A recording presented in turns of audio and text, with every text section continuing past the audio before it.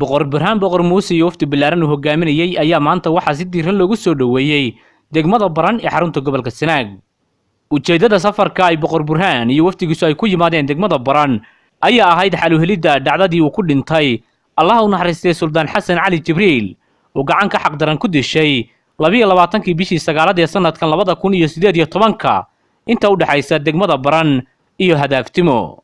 boqor burhaan oo safarkan ku weelinayeen qaar ka mid ah isimada dhaqanka ee gobolada Puntland iyo qaar ka mid ah xildhibaanada baarlamaanka Puntland ayaa waxa degmada baran ku soo dhaweeyay isimada dhaqanka ee gobolka Sanaag, nabadoono, maamulka gobolka Sanaag, kan degmada baran, agaasimayaal iyo waxgaradka degmada baran.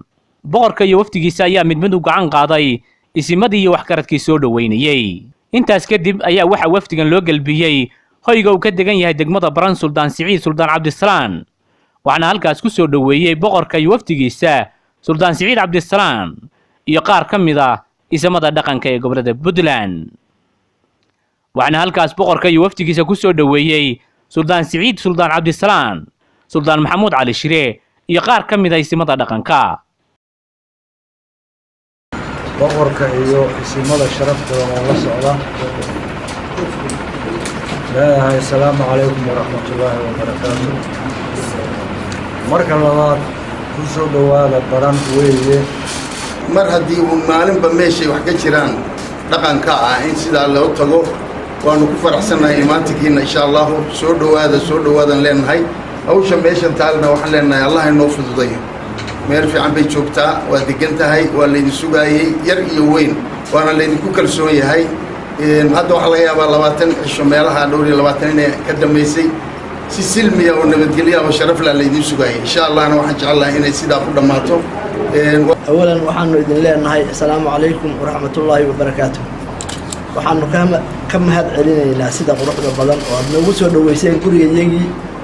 waxaanu u nimid danahayagii ilaahay idinka sida ugu wanaagsan inay u qabsoomaan baanuna jecelahay kuna dadaalaynaa.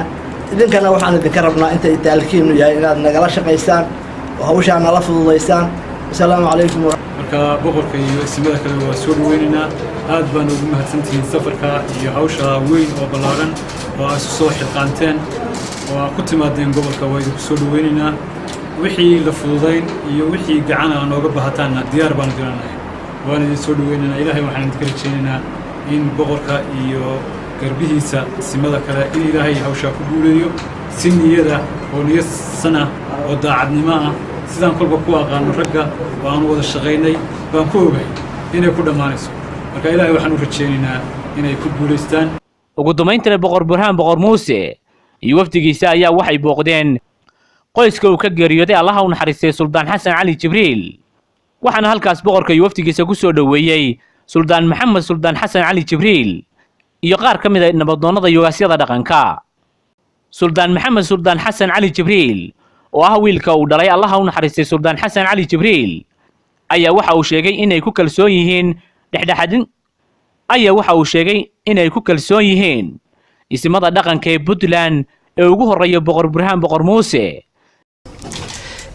ka jaanib ahaan haddaanu nahay jaanibka buddhigga ee qoyska waxaan ku kalsoonnahay oo aanu 100% rajaynaynaa ismada uu boqorku hogaaminayo in ay beelaha walaalaha ah oo dhacdadu kala gaadhay oo aanu ku dadaalay dhacdadii dhacday inaysan ficil xum isu bedelin inay wax khayr leh oo suluxa oo wanaagsan oo aanu ku qanci doono insha Allah biinal kariim ay gaari doonaan.